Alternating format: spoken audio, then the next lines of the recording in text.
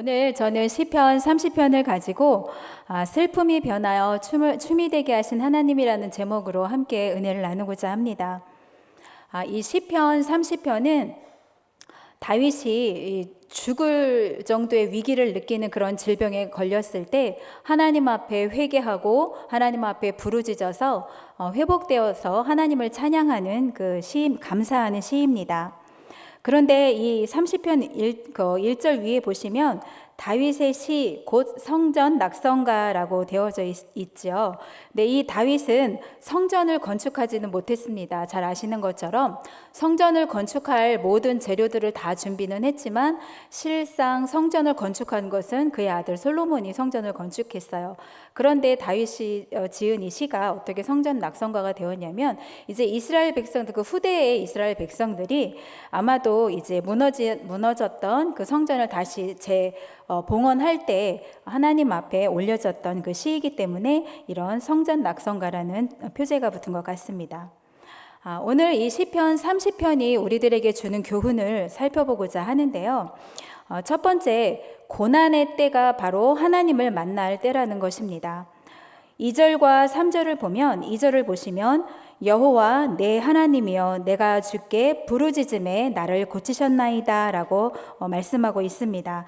그리고 3절에 여호와여 주께서 내 영혼을 스올에서 끌어내시고 나를 살리사 무덤으로 내려가지 아니하게 하셨나이다 이렇게 하나님을 찬양합니다. 아마도 다윗은 죽을 위기를 느낄 정도의 그런 질병에 있었던 것 같아요. 그래서 하나님 앞에 자기가 거의 다 죽게 되었는데 자기가 하나님 앞에 부르짖었을 때 자기를 고쳤다고 하나님을 찬양하고 있습니다. 다윗이 이 시편을 쓰게 된 배경을 우리가 잠시 살펴볼 필요가 있습니다. 정확한 자료가 있지는 않은 것 같아요. 그러나 30편 6절을 보시면 다윗이 뭐라고 회상을 하냐면 6절을 한번 보시겠습니다. 6절을 보시면 내가 형통할 때 말하기를 영원히 흔들리지 아니하리라 하였었다 이렇게 이야기를 합니다. 다윗이 스스로가 내가 형통했다라고 말할 때가 언제였을까요? 아마도 이제 이스라엘 전체의 통일 왕국을 이루고 이스라엘의 왕이 되어졌을 뿐만 아니라 이제 모든 것들이 안정되어져 있었겠죠. 정치와 경제와 군사 모든 것들이 이제 다윗을 능가할 자가 없는 거예요. 그래서 다윗이 굉장히 기반이 단단해져 있고 안정되어져 있어서 다윗이 너무나 이제 형통함을 계속 누리고 있었을 때인 것 같아요. 그런데 다윗이 이 형통할 때 스스로 어떤 말을 했냐면 영원히 흔들리지 아니할 것이다. 즉 이거가 좋은 말이 아니고요. 다윗이 나 참 대단한 것 같다. 나 그래도 좀 멋진 사람 아니야? 나 좀 능력 있지 않아? 내가 이룬 이 왕국을 보라고. 내 전에 이런 왕국이 없었는데 이렇게 멋진 왕국, 모든 것을 안정시키고 든든한 이 나라를 만들었다고 이 다윗이 생각했던 것 같습니다. 그래서 내가 형통할 때 자기가 영원히 흔들리지 않겠다라는 이런 교만한 말을 다윗이 했었다고 지금 6절에 본인이 이렇게 회상을 하는 그 시를 쓰고 있는데요. 사무엘하 24장과 역대상 21장에 가면 다윗이 인구조사를 한 그 기록이 나옵니다. 다윗이 인구조사를 하는데 다윗이 요압 장군에게 이스라엘에서 싸움에 나가서 이길 만한 자들, 쉽게 말하면 군사로 쓸 만한 그런 사람들의 수를 인구 조사를 해보라고 합니다. 그랬을 때 요압 장군이 처음에 말립니다.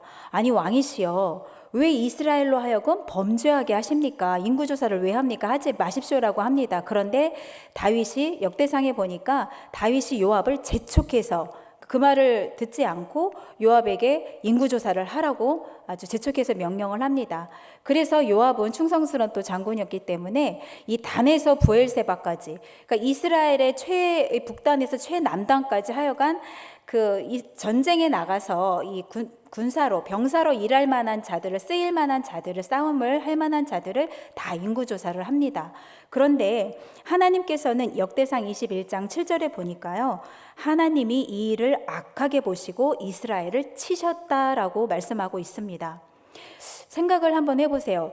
인구조사를 한 게 군사의 수를 이렇게 세워본 것이 그렇게 전 백성을 다 치실 만큼 중한 죄라고 느껴지십니까? 우리가 성경을 읽다 보면 이게 그렇게 큰 죄인가? 이런 생각이 들 때가 있습니다. 그런데 틀림없이 다윗이 한 것은 큰 죄악입니다. 왜 그러냐면 다윗은 원래 하나님과 굉장히 친밀함이 있는 사람입니다. 시편의 상당수를 다윗이 지었습니다. 시편을 읽으시다 보면은, 묵상하시다 보면 어쩜 이렇게 하나님이 하신 일을 이렇게 아름답게 표현을 할 수 있는지, 또 하나님과 얼마나 친밀한지, 마치 어린아이가 아빠의 품에, 엄마의 품에서 막 뛰어놀면서 표현하는 것처럼 그렇게 서스럼 없이 하나님을 향해서 표현하는 시편을 많이 지었습니다. 그만큼 하나님과의 관계가 굉장히 친밀했던 사람입니다. 그리고 하나님 역시도 맨 처음 다윗을 기름 부으실 때 뭐라고 말씀하셨죠? 이는 내 마음에 합당한 자로다. 그러니까 나하고 마음이 딱 맞는 자라고 표현을 하셨습니다. 근데 그랬던 다윗이 지금 6절에서 뭐라고 말했어요? 내가 형통할 때 말하기를 내가 영원히 흔들리지 않겠다. 나 대단하다.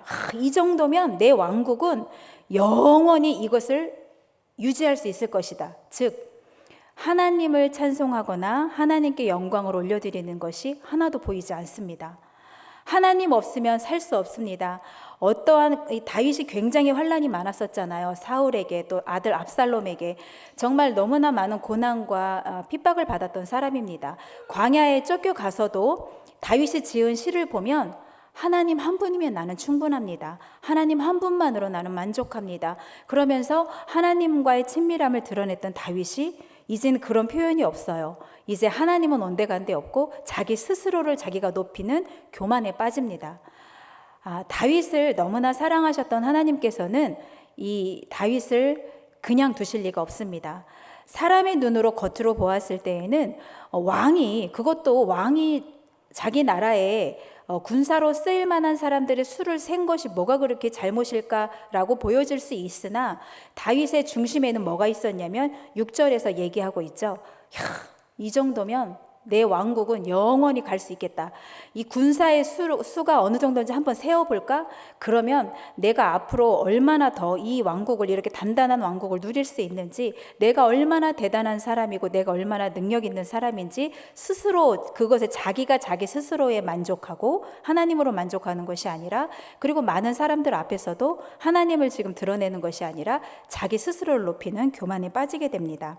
그래서 하나님께서는 나단 선지자를 보내셔서 다윗에게 세 가지의 이 징계를 내리시겠다고 말씀하세요. 그러시면서 세 가지 중에 고르라고 합니다. 하나님이 제안하신 세 가지의 징계 중에서 다윗은 그래도 자기가 생각할 때 가장 조금 덜하다고 생각했던 전염병이라는 징계를 선택을 합니다.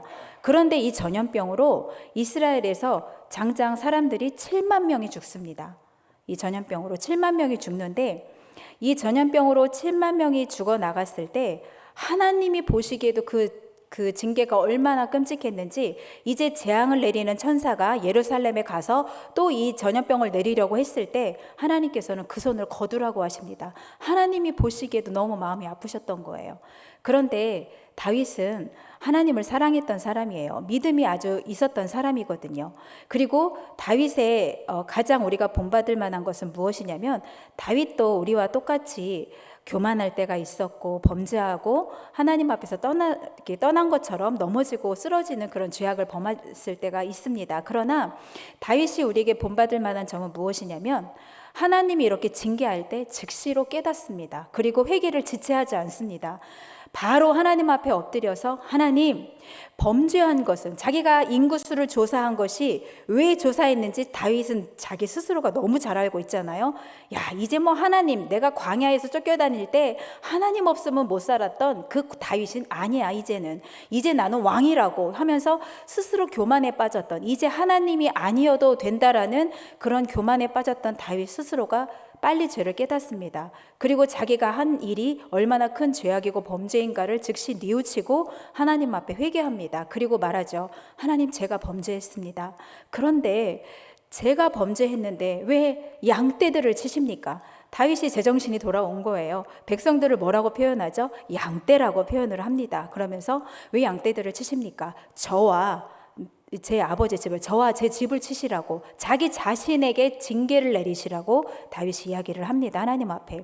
그래서 전염병은 그날로 멈춰지게 되죠. 그래서 많은 학자들이 아마도 이 시편 30편은 그때 다윗이 지은 시가, 그때를 회상하면서 지은 시가 아닐까라고 추측을 하고 있습니다.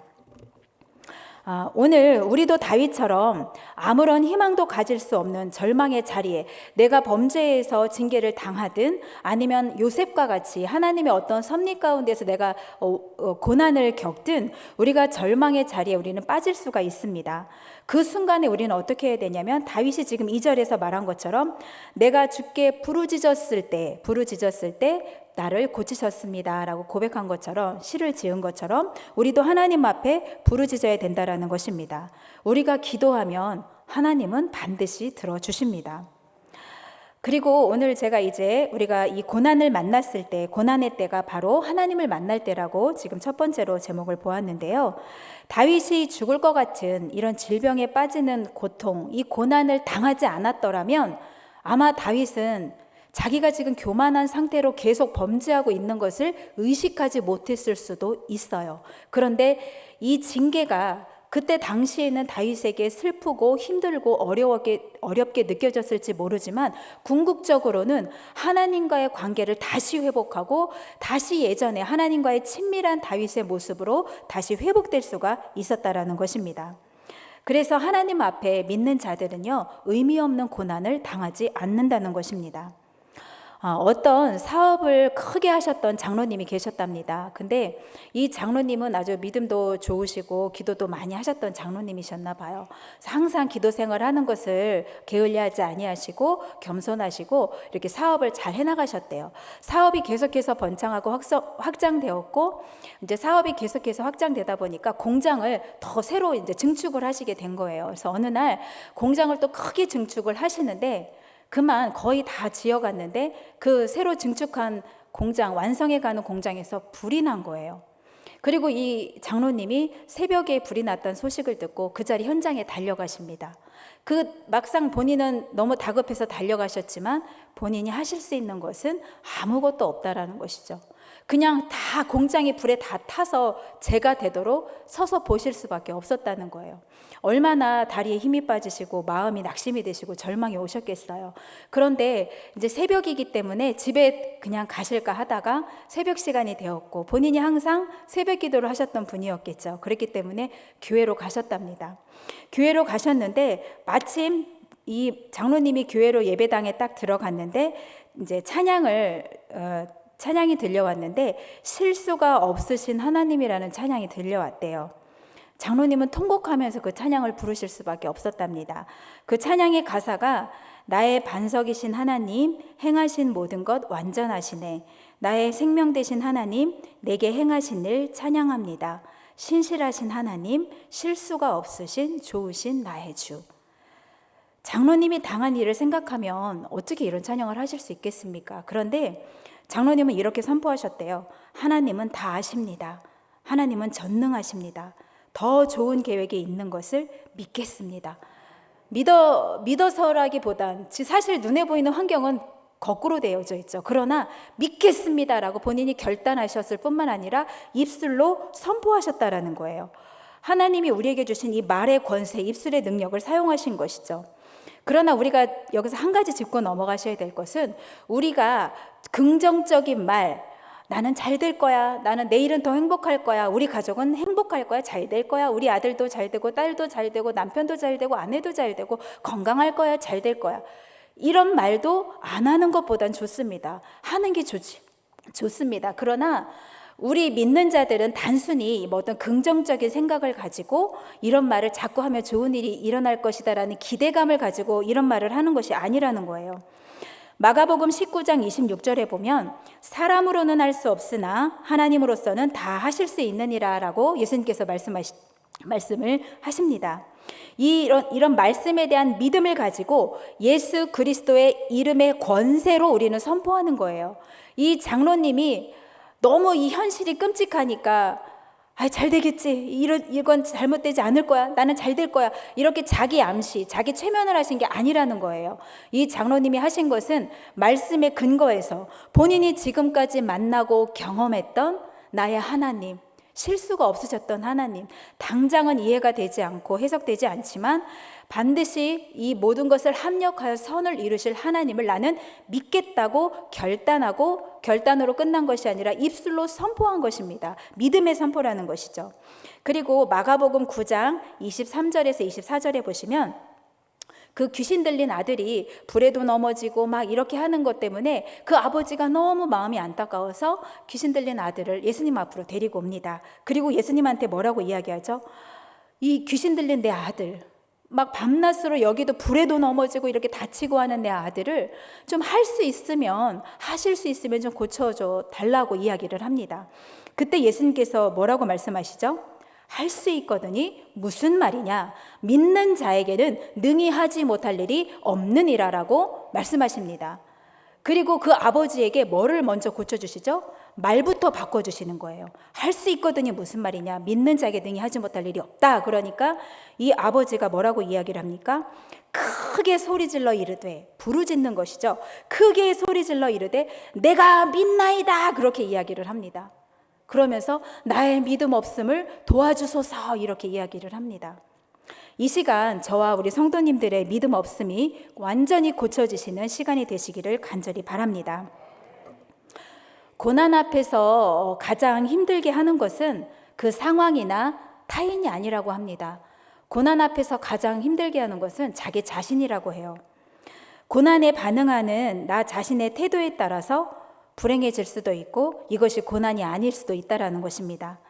그래서 어떤 사람은 이렇게 표현을 하더라고요. 어려운 상황은 2%, 그리고 그 어려운 상황에 어떻게 반응하느냐에 따른 그 태도가 98%라는 것입니다. 그래서 내가 반응하는 태도에 따라서 이게 불행이 될 수도 있고 아니면 오히려 내가 더 큰 나로 성장할 수 있는 디딤돌이 될 수도 있다라는 것입니다. 이 고난으로 끝맺음을 하는지 하나님 앞에 더 크게 쓰임받고 나의 삶이 더 선한 영향력을 발휘할 수 있는 나의 삶이 확장되어지는 디딤돌이 될지는 그 상황이 아니라 또 다른 타인이 아니라 나 자신의 선택에 달려있다라는 말이 되겠지요. 우리 인생은 좋은 일과 나쁜 일이 교차되어서 계속해서 시간이 흘러갑니다. 그것을 우리가 인생이라고 합니다. 마치 어떤 이런 의복이 지어질 때도 마찬가지죠. 날실과 시실이 계속 교차되어서 직조가 짜여지기 때문에 이런 옷감이 만들어지잖아요. 그것처럼 좋은 일과 나쁜 일이 우리 인생에 이렇게 겹쳐져서 계속해서 반복해서 일어납니다. 항상 햇빛만 있으면, 맑은 날만 있으면 좋을 것 같지만 실상 우리 삶의 맑은 날만 지속되면 사막이 되어지죠. 햇빛만 있으니까 사막이 되어지잖아요. 그렇다고 또 항상 비만 있으면 아름다운 결실이나 이런 열매가 또 맺혀지질 못합니다. 폭풍과 태풍도 때로는 우리 인생에 필요하다라는 것입니다. 바다에 적조가 생기면 물고기들이 때로 죽음을 당합니다. 고래와 같이, 고래는 어마어마하게 크잖아요. 큰 고래는 몇 톤도 나간다고 하는데 그런 큰 고래들이 바다에 적조가 생기면 때로 죽음을 당해서 육지로 막 쓸려 나오는 일도 뉴스에서 우리가 심심치 않게 볼 수가 있습니다. 그런데 그 넓은 바다가 적조라는 그 병에 걸렸어요. 그러면 그것을 치료할 수 있는 것은 태풍밖에 없다고 해요. 태풍이 바닷속에 한번 불어줘야 그 적조가 해결이 된다고 합니다. 우리가 고난을 맞았을 때 그것을 내가 고난으로 마침표를 찍느냐 아니면 하나님을 만나는 절호의 기회로 삼느냐는 우리의 선택에 달려 있다라는 것입니다. 그리고 우리에게 소망은, 하나님은 우리가 고난을 당했을 때 너 혼자 이겨내라 라고 우리를 혼자 버려두시지 않는다라는 것입니다. 하나님은 우리에게 소망을 주신다는 거예요. 그리고 그 소망으로 고난을 이겨낼 수 있도록 해주신다라는 것입니다. 그러면 하나님이 우리에게 소망을 주시고 고난을 이겨낼 수 있는 능력을 주시는데 그 능력을 우리가 어떻게 공급받을 수가 있겠습니까? 바로 예배의 자리라는 것입니다. 우리가 하나님을 예배한다라는 것은 내가 지금 잘 가고 있나? 라는 것을 확인하실 수 있는, 점검하실 수 있는 좋은 시간이에요. 아니, 꼭 필요하신 절대적인 시간입니다. 왜냐하면 이 예배의 시간에 우리는 말씀을 경청합니다. 말씀이 거울이 돼서 나를 비춰주시지요. 아까 다윗처럼 인구수를 계수한 것이 뭐가 그렇게 큰 죄야? 그런데 깨닫게 되어지니까 하나님의 징계가 하나님이 나에게 다가오시니까 그것이 내가 하나님 앞에 범죄했던 것이구나. 내가 하나님 없으면 살 수 없던 사람이었는데 내가 어느새 교만해서 이 정도면 나는 괜찮은 사람이고 이 정도면 내 힘으로 얼마든지 내가 할 수 있겠다. 나는 이 정도면 많은 것을 내 스스로 이루었구나 라고 교만에 빠졌던 다윗이 하나님을 만날 때 자기 자신을 조명해서 발견할 수 있었다라는 것입니다. 예배 시간을 통해서 우리는 말씀이 거울이 돼서 우리를 비춰주십니다. 그리고 말씀을 통해 나를 깨닫게 하시고 그 말씀을 기준으로 해서 그 말씀을 붙들고 기도하게 하신다라는 것입니다. 아까 말씀드린 것처럼 내가 자기 암시, 긍정적인 마인드를 가지고 기도하셔서 어느 정도의 약간의 효과는 보실 수 있겠죠. 그러나 내 영이 다 갈아엎어지고 내 영이 완전히 하나님 앞에 회복되어지는 근본적인 이 회복의 경험은 하실 수가 없어요. 근본적인 해결은 오직 하나님 앞에서만, 하나님으로서만 하실 수가 있습니다. 그러면 그 하나님을 만나시려면 하나님이 우리에게 계시를 주신 것이 무엇이죠? 성경이시잖아요. 성경, 말씀을 우리가 대할 때만이 내가 지금 잘 가고 있는지 잘못 가고 있는지를 깨달을 수 있다는 것입니다. 그렇기 때문에 우리는 예배의 자리에 나오는 것을 게을리하시지 않아야 된다는 것입니다. 그리고 이 예배의 자리를 통해서 우리는 하나님 말씀을 듣고 그 말씀을 붙들고 말씀을 기준으로 기도하기 때문에 잘못된 방향으로 기도하지 않게 될 수 있고요. 하나님의 능력과 지혜를 우리가 공급받을 수 있습니다. 내가 지금 어렵거나 고난에 빠져 있다면 하나님, 이 고난을 어떻게 하면 좋겠습니까? 하나님은 우리에게 기도할 때 우리에게 해결 방법뿐만 아니라 그것을 견딜 수 있는 힘과 인내할 수 있는 소망을 주신다라는 것입니다. 우리가 예수님을 믿는다고 해서 모든 일들이 우리의 뜻대로 이루어지는 것이 아니에요. 우리가 처음에 신앙생활 할 때는 그럴 수 있습니다.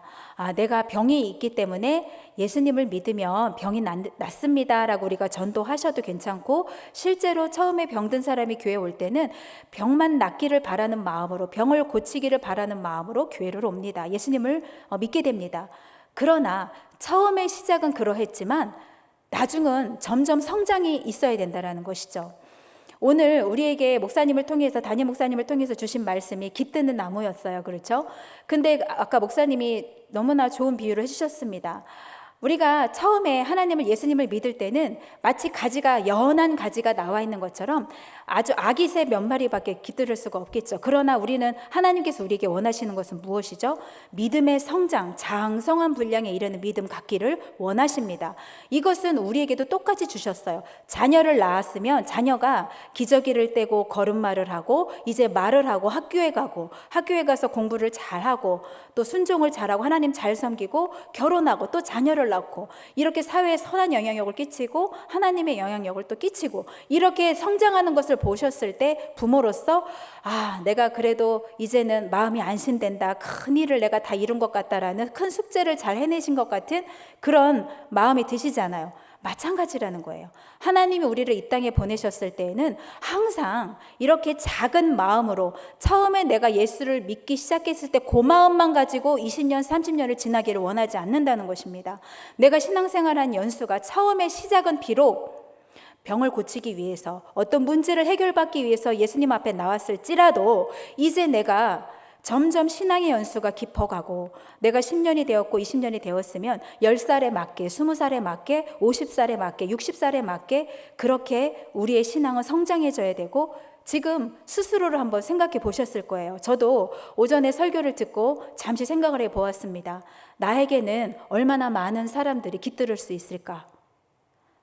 이제 저는 저 자신은 하나님 앞에는 내가 하나님의 영, 성령이, 하나님이 내 안에 깃드실 수 있는 나무는 된 것 같다는 생각이 그거는 들어요. 그런데 그렇다면 예수님께서 말씀하신 것처럼 하나님 사랑, 이웃 사랑이 가장 큰 계명이라고 말씀하셨는데, 우리에게 정말 내가 신앙의 연수가 이렇게 되어졌고, 내가 전도사이고 또 내가 집사이고 장로이고 권사이고 내가 그러한 직분자가 되어졌다면 나는 지금 얼마나 많은 사람들이 나를 통해서 하나님을 목도하고 있는가, 우리가 그것을 생각해 볼 필요가 있다라는 것입니다. 예수님을 믿는다고 해서 모든 일들이 내 뜻대로 되어지는 것이 아닙니다. 그래서 처음에 아기와 같은 믿음만 가지고 있는 것이 아니라 우리가 좀처럼 신실한 자에게도 고난은 올 수 있다라는 것을, 그 정도의 성장된 믿음은 가지고 계셔야 된다라는 것이죠. 성경 어디에도 예수님을 믿으면 죽을 때까지 좋은 일만 있고 죽을 때까지 자자손손 형통만 하다라는 말은 한 군데도 나와 있지 않습니다. 도리어 예수님은 뭐라고 하셨어요? 너희가 세상에서 환난을 당하나 담대하라, 내가 세상을 이기었노라 라고 말씀하십니다. 누구나 자신의 고통은 있습니다. 그리고 또 우리 지금 이 팬데믹에 우리가 지금 빠져 있잖아요. 사실 온 세계가 이 코로나라고 하는, 우리가 한 가지의 같은 고통을 겪고 있지만 누군가는 코로나로 인해서 더 큰 도약을 하고 있을 것입니다. 그것은 영적으로도 마찬가지고요. 그리고 누군가는 코로나 때문에 영적으로 육적으로 무너지고 있을 수도 있겠습니다. 그러나 저는 간절히 바라기는 우리가 함께 겪고 있는 이 고통, 코로나로 인하여서 우리가 영적으로든 육적으로든 하나님 앞에 더 큰 도약을 이루시는 저와 성도님들이 되시기를 간절히 원합니다. 페니 크로스비라고 하는 이 찬송가 작시를 많이 하신 분이 있어요. 한 1만여 편의 찬송가를 작사를 하신 분인데요. 이 페니 크로스비라는 분은 우리가 조금 전에 했던 찬양, 그 찬양도 나의 영원하신 기업, 또 나의 갈 길 다가도록, 이런 찬양을 지으신 작시를 하신 분입니다. 근데 이 페니 크로스비라고 하는 분은 태어날 때는 정상으로 태어나셨어요. 근데 의사의 실수로 두 눈의 시력을 잃게 됩니다. 실명을 합니다. 그리고 얼마나 힘들었겠어요, 삶이. 그런데 나중에 또 결혼을 했는데 남편마저 일찍 죽게 됩니다. 그래서 어느 날 기자가 질문을 했대요. 당신은 눈을 뜨게 되면 무엇을 하고 싶습니까? 라고 질문을 했는데 이 페니 크로스비가 뭐라고 대답을 하냐면, 저는 눈을 뜨지 않을 것입니다 라고 대답을 했습니다. 왜냐하면 눈을 뜨지 못했기 때문에 눈을 뜨고 사는 사람들이 보지 못하는 것을 나는 보고 살 수가 있기 때문입니다 라고 대답을 했습니다. 페니 크로스비가 이런 말을, 신앙의 고백 같은 것을 했어요. 잠시 화면을 띄워주시면 좋겠습니다. 제가 읽어드릴게요. 다른 사람보다 더 시험받고 시련받은 나는 성경을 사랑합니다. 주의 법은 항상 옳다는 것을 몸소 체험하며 증명해 왔습니다. 나의 삶 가운데 그것들은 항상 예와 아멘이었습니다. 하나님의 거룩한 말씀은 다른 것보다 귀중하고 기쁘게 볼 수 있는 나의 또 다른 훌륭한 감각입니다. 그리고 이 땅 위에서의 삶이 어떠하든지 나는 마지막 날에 하나님 나라에서 영원히 쉬게 될 것임을 성경 말씀을 통해 말씀하신 것을 믿습니다 라고 이 페니 크로스비는 고백을 했습니다. 고난이 없는 사람은 없습니다. 물질, 질병, 자녀, 또 어쩌면 가족이나 가장 가까운 사람을 평생 내가 감당해야 하는 어려운, 떠날 수도 없고 내가 고스란히 짊어져야 하고 감당할 수밖에 없는 그런 어려움이 있는 분들도 있습니다. 그 어떤 고난이라도 그 고난을 그냥 고난이라는 것으로 끝나지 않게 하시기를 간절히 소망합니다. 지금 그 고난을 통해 다윗처럼 고난의 슬픔을 기쁨의 춤으로 바꾸시는 하나님을 만나게 되시는 놀라운 승리를 이루시는 저와 성도님들 되시기를 간절히 원합니다. 마지막으로 우리에게 삶의 목적이 무엇인지를 오늘 시편 30편은 교훈해 주고 있습니다. 8절과 10절에서 다윗은 죽음의 위기에 처했을 때 하나님께 자기 자신을 살려달라고 간청을 하고 있어요. 그는 뭐라고도 표현을 하냐면, 자기가 이 땅에서 살지 못하고 만약에 죽게 된다면 자기가 죽는 것이 하나님께 무슨 유익이 되겠습니까? 라고 반문을 합니다. 그리고 자기가 죽어서 흙이 되어버리면 어떻게 자기가 하나님을 찬송할 수 있겠냐면서 하나님의 진리를 선포할 수 있도록 자기를 살려달라는 것입니다. 즉 자신의 사명을 감당할 수 있도록 자신을 살려달라는 것이죠. 좀 더 쉽게 말씀드리면, 하나님의 영광을 위하여 제가 살겠습니다. 하나님의 영광을 위하여 저를 살려주십시오라고 하나님 앞에 자기의 목숨을 살려달라고 간절히 부르짖고 있는 것입니다. 성도들의 삶의 목적은 세상 사람들의 삶과 그 삶의 목적과 달라야 합니다. 세상 사람들은 삶의 목적이 무엇에 있죠? 자기 자신 안에 국한되어져 있어요. 그렇죠? 자기 자신 안에 멀리 가야 우리 가족, 우리 부모님, 우리 자녀, 내 친척 정도에 이렇게 머물러져 있죠. 그러나 성도들의 삶의 목적은 우리를 지으시고 우리를 구속해 주신 하나님께, 하나님의 영광을 돌리는 데 있어야 한다는 것입니다. 성경 고린도후서 10장 31절에 보면 너희가 먹든지 마시든지 무엇을 하든지 다 하나님의 영광을 위하여 하라라고 말씀하고 있습니다. 바울 사도 잘 아시지요? 바울 사도는 3층 천국을 경험한 사람입니다. 천국을 실제 갔다 왔어요. 생각해 보세요. 천국을 실제 갔다 왔으면 이 땅에 오고 싶을까요? 오고 싶지 않을 것입니다. 천국이 얼마나 좋습니까? 특히 뭐 굳이 황금길이 아니더라도 12보석이 있는 기둥이 아니더라도 천국은 눈물이 없어요. 고난이 없어요. 고통이 없어요. 외로움이 없어요. 고독이 없어요. 아픔이 없어요. 그런 천국을 다윗은 실제로 경험하고 눈으로 보고 왔다는 거예요. 그런데 3층 천국을 경험한 다윗이 하나님 앞에 나 이 천국이 너무 좋으니까 하나님 나 세상 내려가기 싫어요. 천국에 살게 해주세요라고 구하지 않고 뭐라고 했습니까? 복음을 전하기 위해서 바울은 죽기까지 복음을 전하는 사명을 끝까지 완수하고 나중에 그런 고백을 하잖아요. 내가 나의 달려갈 길을 다 마쳤다. 그리고 자기가 전제로 하나님 앞에 부은바 되었다라고 믿음에 너무나 멋진 고백을 하고 다윗은 순교를 하죠. 오늘 말씀을 띄워주시기를 바랍니다. 오늘 우리가 함께 기도할 하기 전에 함께 말씀을 함께 선포하는 마음으로 믿음의 고백을 하는 마음으로 이 말씀을 같이 함께 읽고 우리가 기도를 할 건데요. 같이 고린도전서 15장 19절부터 같이 한번 읽어보겠습니다. 시작. 만일 그리스도 안에서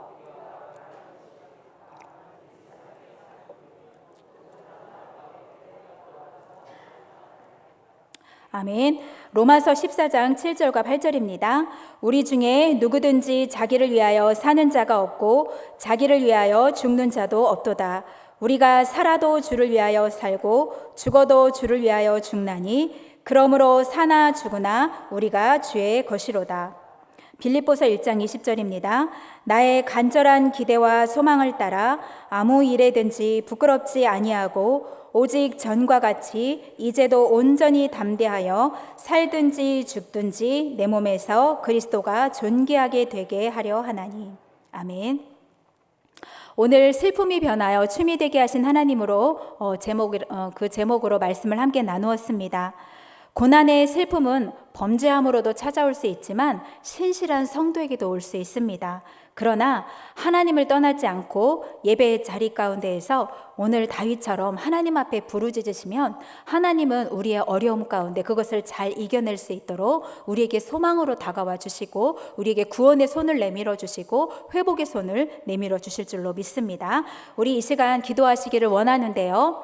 먼저는 우리가 함께 겪고 있는 고난, 이 코로나를 위해서, 코로나의 종식을 위해서 기도하시고 또 뿐만 아니라 코로나가 종식되기가 어렵다는 많은 이야기들이 나오고 있습니다. 그 소식을 듣고 우리가 뉴스를 듣고 절망하실 것이 아니라 하나님의 우리가 말씀을 붙들고 우리가 소망을 갖고 기도하시고 또 각자의 가지고 계신 각자의 고난을 하나님 앞에 올려드리면서 다윗처럼 부르짖으시고 하나님의 회복을 경험하신 이 시간 되기를 원합니다. 말씀을 이 시간 주여 삼창하시고 기도하겠습니다. 주여, 주여, 주여.